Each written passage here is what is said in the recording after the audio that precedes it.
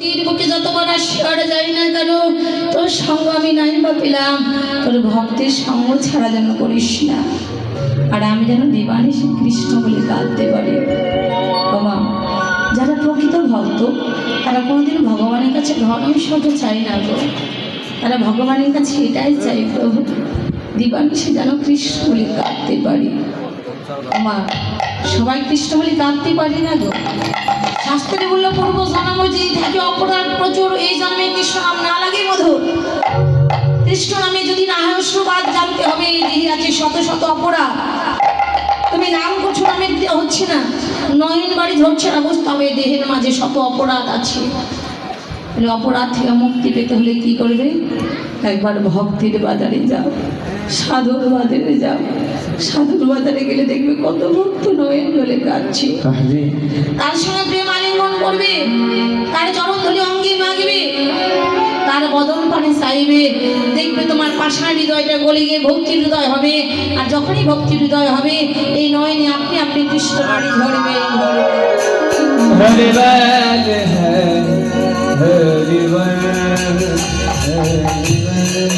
আমার এই জন্য সাধু সঙ্গ করতে হয়। শাস্ত্রে বললো সাধু সঙ্গে সর্বশাস্ত্রে কয় লভমাত্র সাধু সঙ্গ কৃষ্ণ প্রাপ্তি হয়। মহৎ কৃপা বিনা কোনো কার্য সিদ্ধি নয়, কৃষ্ণ ভক্তিদের রহু সংসারে না যায় ক্ষয়। আবার বললে বৈষ্ণবের ধরে যদি পরে গঙ্গার জলে গঙ্গা শুদ্ধ হয়ে ভাগবতে বলে, বৈষ্ণবের ধরে যদি লাগে পাপির গায়ে পুষ্পরাতে চলে পাপি বৈকুণ্ঠে যায়।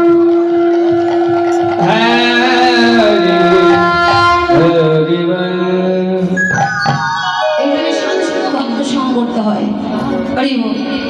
আজকে আমার ভগবান সুদামাকে যখন বললেন, সুদামা আমি তোকে ধন ঐশ্বর্য দিয়ে দিই, সুদামা বললেন না বন্ধু, আমি ধন ঐশ্বর্য চাই না, বিষয় বাসনাও চাই না, আমি শুধু যেন জীবনে শ্রীকৃষ্ণ বলে কাঁদতে পারি।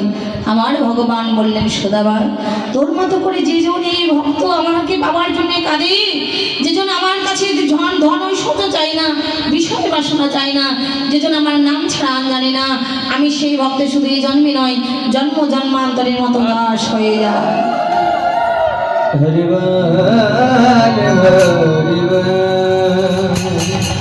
আমার গৌর হয়ে আছে সিংহাবিনে মুরলিক করিয়া জয় ধ্বনি হরি হরি বলিয়া গড়ি ফিরেই পা চলি। ওমা, যখন আমার গৌর হরি নদী এসেছিলেন, আমার ভগবানের হাতে কোনো কিছু ছিল? ভগবানের কাছে কোনো কিছু ছিল না। কেন? আমার গৌর হরি নিজে নিত্যানন্দ হরিদাসকে বলেছিল, শোনো শোনো নিত্যানন্দ, শোনো হরিদাস, সর্বত্র আমার আজ্ঞা করহ প্রকাশ, এবার অস্ত্র না ধরিব, প্রাণী কারো না মারিব, হরি নামে চিত্ত শুদ্ধি করিব সবাই।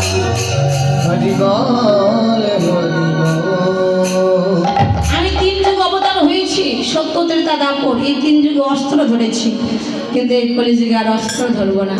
এই কলিজীবীর মানুষ যতই পাপি তাপে হোক না কেন, আমি হরিনাম যে ওই জীবকে উদ্ধার করবো।